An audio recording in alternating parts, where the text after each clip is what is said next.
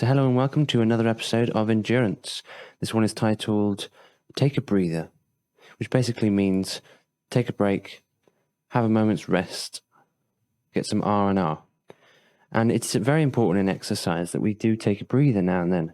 We make sure that we have plenty of time to rest and relax between exercising. And it's the same in our spiritual walk. We need to ensure that we have times to rest. We can't constantly be working and labouring. We need to make sure we get times for rest to allow ourselves to recover and recuperate. And so Stephen's going to open up this topic for us and help us to understand just what that looks like, both in exercise and in our spiritual journey. How do we take a breather in the right way? And how do we make the most of those times we take a break? And also, what does that mean from a biblical perspective? Obviously, if you want to keep up to date with all that we produce, including Endurance, you can sign up to our newsletter by going to www.berrybunch.family. Enjoy this episode. I'm Nathan. You can't win if you are not willing to lose. Hashtag speak truth.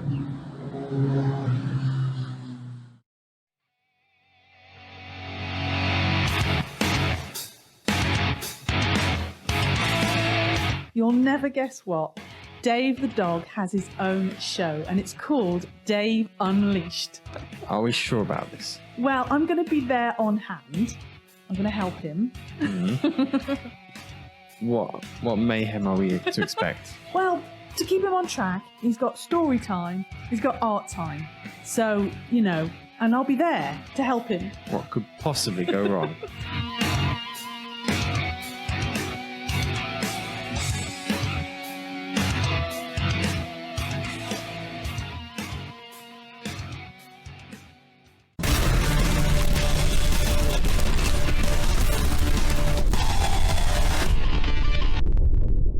So here we are for the bit of endurance where we go deeper into the topic.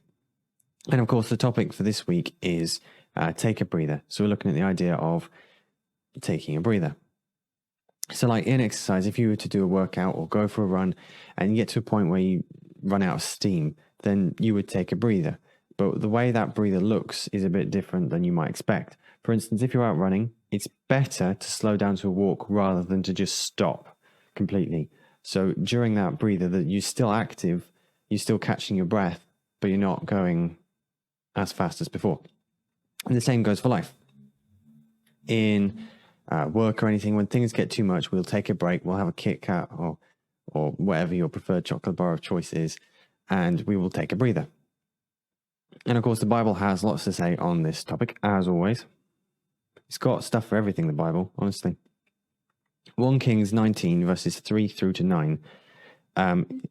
After the incident where prophets are being killed, Elijah sort of legs it, and this is that passage. So Elijah then became afraid and immediately ran for his life. This is, I forget who it is that's trying to kill him, but there's some people trying to kill him, so he legs it. When he came to Beersheba, that belonged to Judah, he left his servant there, but he went on a day's journey into the wilderness. He sat down under a broom tree and prayed that he might die. He said, "I've had enough, Lord, take my life, for I am no better than my ancestors." Then he lay down and slept under the broom tree. Suddenly an angel touched him. The angel told him, "Get up and eat." Then he looked, and there at his head was a loaf of bread baked over hot stones and a jug of water. So he ate and drank and lay down again. Then the angel of the Lord returned for a second time and touched him. He said, "Get up and eat, or the journey will be much too hard for you." So he got up, ate, and drank. Then, on the strength from that food, he walked 40 days and 40 nights to Horeb, the mountain of God. That passage has been used so many times to point out how much a bit of food, a bite to eat, some rest will go a long way in a stressful day. It doesn't take much. And also we can look at Jesus' example. He often took moments alone, a breather, as it were, from preaching the gospel, from healing the sick, healing the wounded.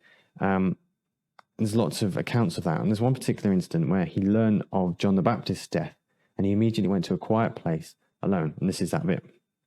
When Jesus heard about it, he withdrew from there by boat to a remote place to be alone. When the crowds heard this, they followed him on foot from the towns. When he went ashore, he saw a large crowd, had compassion on them, and healed their sick. So his breather wasn't very long. It wasn't long before he had crowds following him, and he had compassion on them. It's interesting to note that a breather isn't very long. It's just a small amount of time to recover, rest, eat a Kit Kat. The point of a breather is it's very short. It doesn't take long to recuperate just a little bit.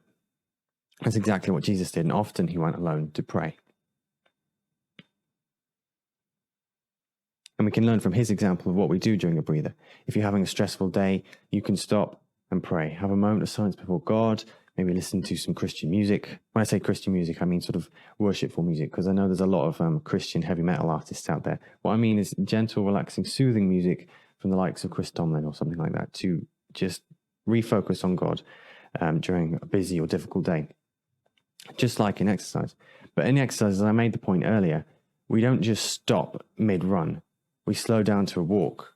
So perhaps a breather might look like just doing some gentler work. Just if you've got really intense, hard project you've got to finish and you need a breather, do another project that's not quite so bad. So often, perhaps a bit of cleaning. It's really useful as having a breather. And it's something that I personally have done quite a few times when I've got loads of high priority work to do and I just need a breather, do something else completely different that isn't high priority. Or equally so, just completely lounge on the couch and have a Kit Kat. I don't actually like Kit Kats that much, but as an example. So in a difficult time, difficult day, take a breather, pray, listen to the Holy Spirit, any of the above. That is taking a breather. 2 minutes a day can change your world, and in Just a Thought, that's kind of what I do. Because I take the ordinary moments of life and think, how can this apply to faith, to life, to moving through this world with people around us? How can a tiny spider or the handle of a microwavable rice pot affect our life, and how can it help us learn something about ourselves and the world around us? So here's what I thought. Have you ever wondered what red flags, shredded tires, persistence, holes, dishwater tea, rice maker handles, tape measures, giant spiders that are not, and stripy fabric all have in common? Well, you're not alone, and they actually link wonderfully together, as you will find out in the book. I'm just going to read this out from Reverend Johnny Douglas, who wrote the foreword very kindly for me. Just a Thought is a collection of pregnant brain thoughts, but it's so much more than this. Andy reflects a determination, character and grasp of God and his loving purpose and wise ways. As we go through life, there's all these things that go on, there's all these exciting things of life. But actually, it's the ordinary and it's the normal from which we can learn so much. Each little chapter will take you a few moments to read, but hopefully will get your brain working and ready for the day. Just a Thought.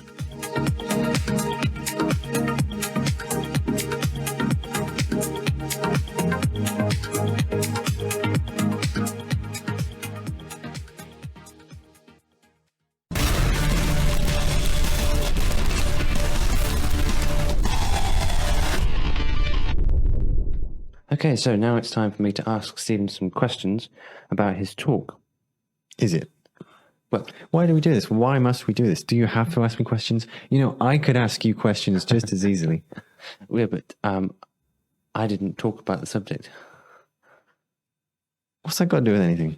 Well, it's important to interview the person who's spoken to make sure we clear up any points they may have missed or perhaps could have gone into more deeply.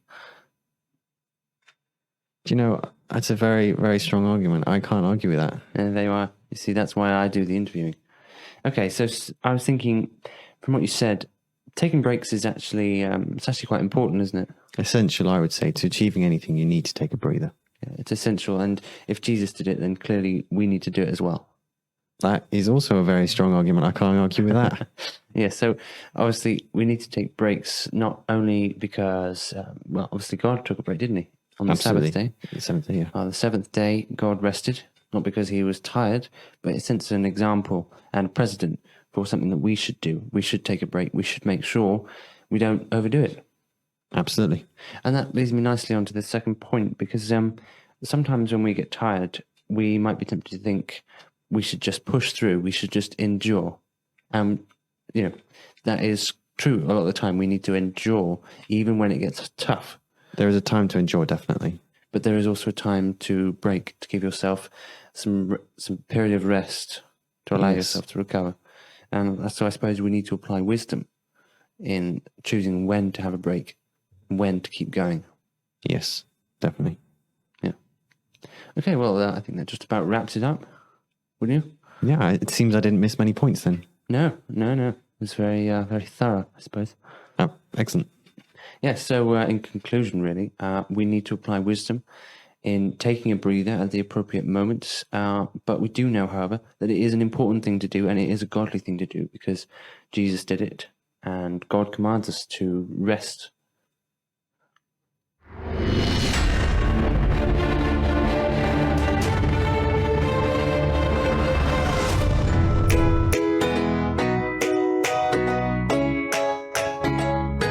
There are many ways to keep in touch with the Berry Bunch. Visit our website and sign up to the Berry Bites newsletter so that you can be notified of all our videos, posts, exciting news, and seasonal events. Subscribe to our Vimeo and YouTube channels where we post brand new homegrown video resources every week. Join us on Ding Dash, a fabulous place that connects people from all around the world. It's social media as it should be. Come join the rebellion. Like us on Facebook, where we hang out and post extra things to encourage and inspire you. We're on Twitter and Tumblr too. You can also follow us on Instagram, where we share extra photos from the world of the Berry Bunch. If you've enjoyed any of our posts or videos, share it with a friend and encourage them too. And if you want to encourage us, then like, comment and share on what we make. To help support the ministry we freely provide, check us out on Patreon, where you can support us financially as you feel led.